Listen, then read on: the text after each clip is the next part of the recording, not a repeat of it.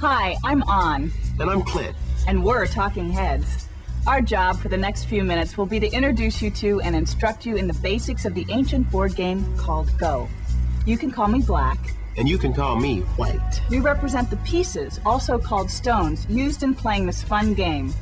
The Game of Go has been around for at least 4,000 years, and it's still going strong. In fact, it's one of the most popular games in all the world. That's true.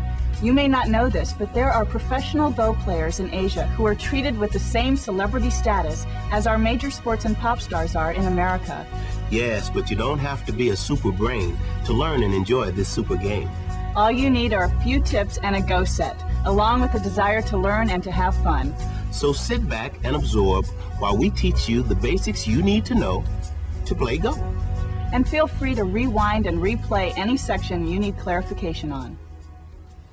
Go is played on a square board with an equal number of horizontal and vertical lines that form intersections, like on the board you see here.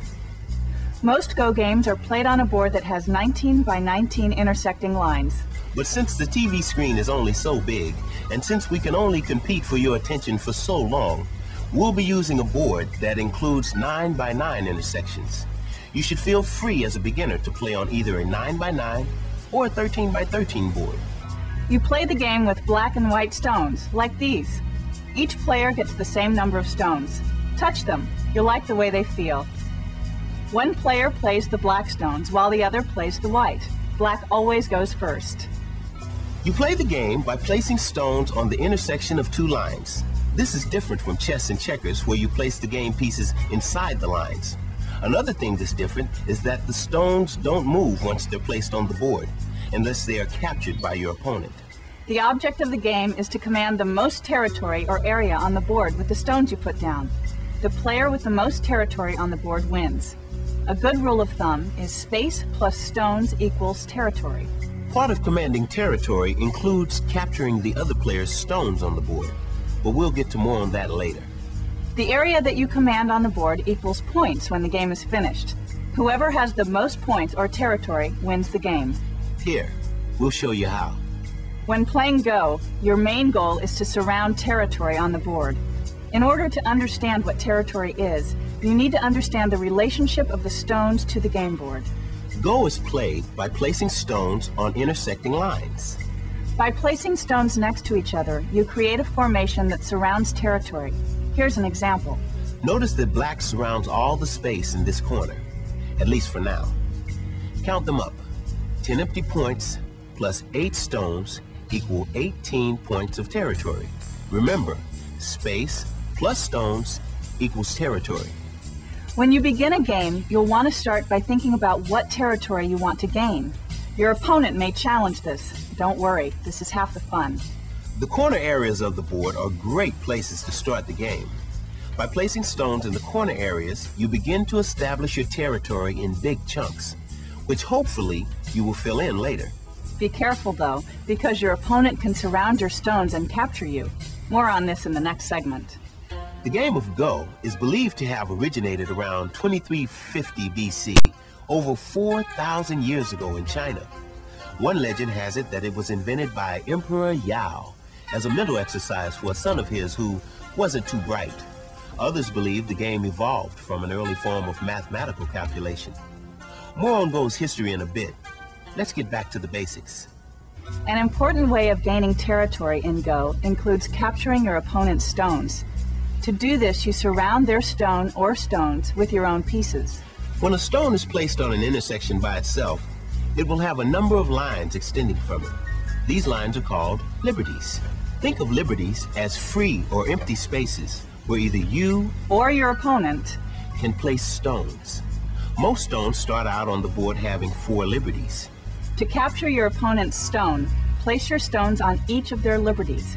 When the last liberty is covered, the stone is considered captured and is removed from the board, where you keep it until the end of the game. This brings us to the subject of ATARI.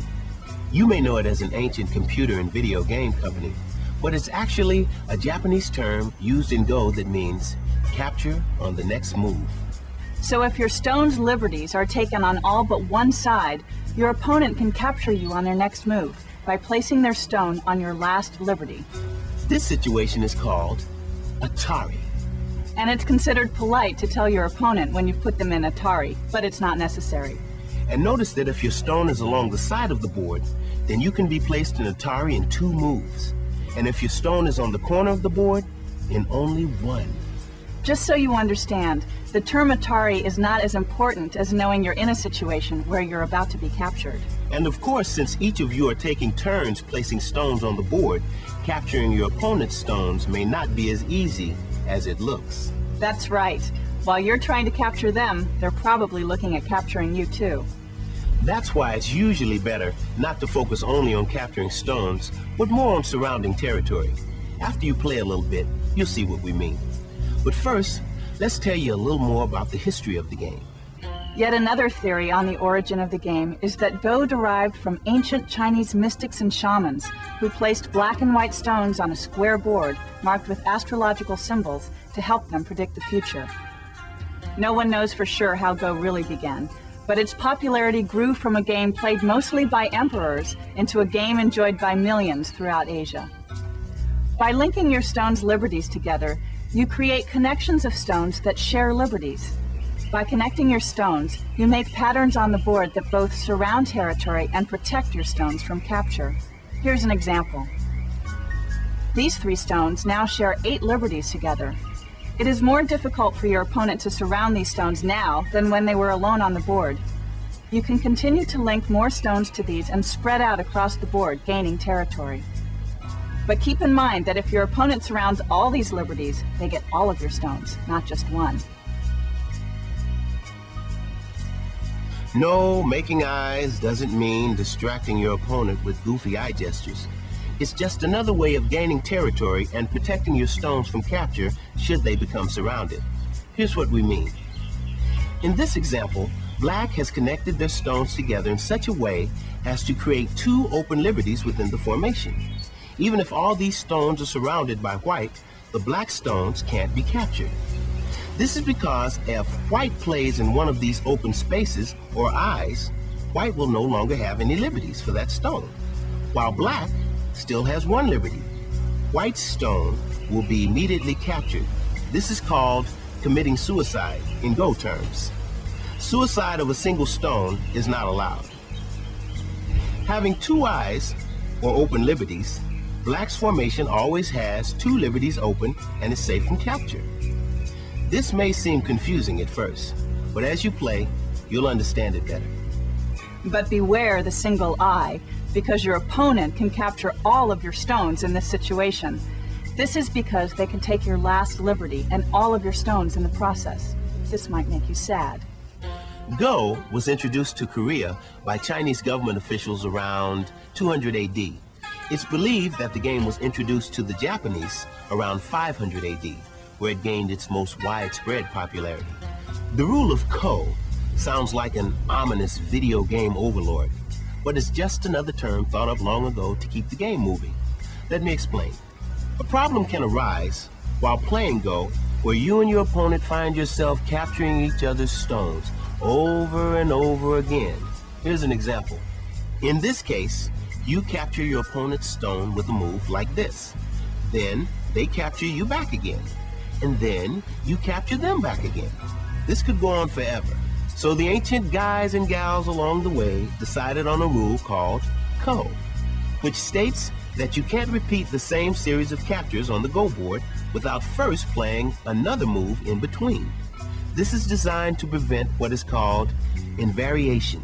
In other words, if you capture your opponent's stone, they can't recapture on the next move, but must play on another part of the board in order to keep the game moving. While you ponder this, we're going to give you some more facts and stuff.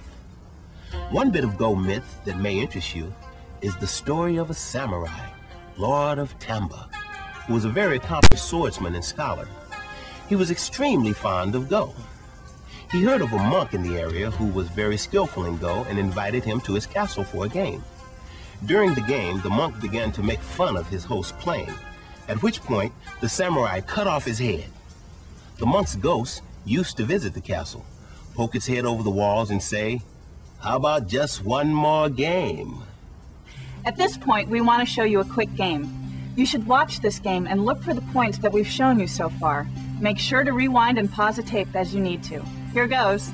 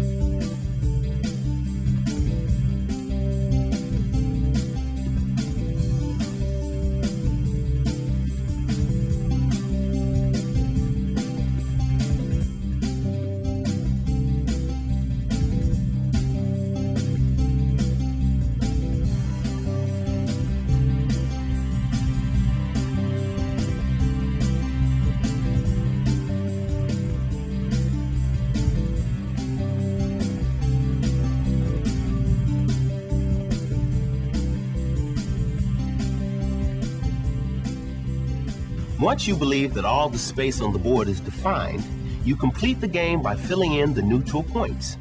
Neutral points are empty spaces on the board that either black or white could take and gain more points.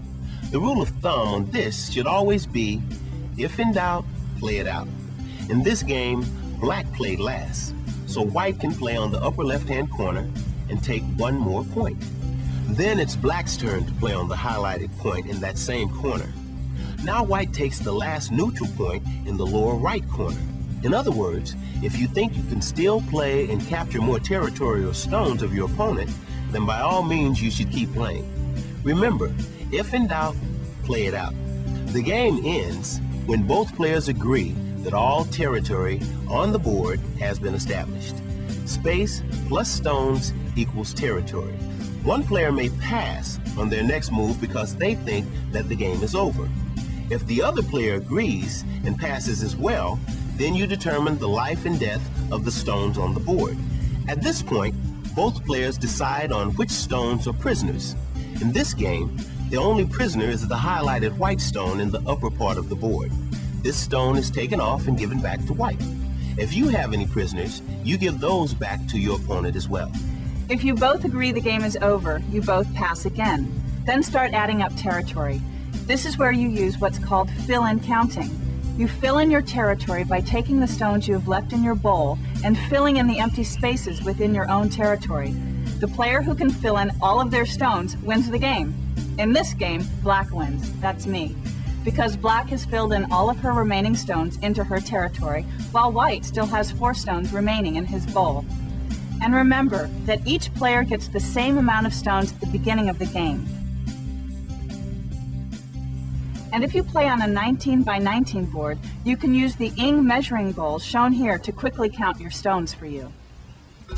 Well, that's about it for the Basics of Go. Try playing it with your friends and see what happens. If you feel like you've missed anything, just rewind the tape and go over it again. And if you can't find someone to play with, ask your teacher about local Go associations and clubs. And if you're really hooked by now, you can call American Ing Go at 415-641-1452 for more information. We hope you enjoy the game, and if you really get into it, there are tournaments being organized as we speak, where you can play Go with other people and win trophies and prizes. We'll include a list of resources you can contact to get more information on this exciting game. Enjoy!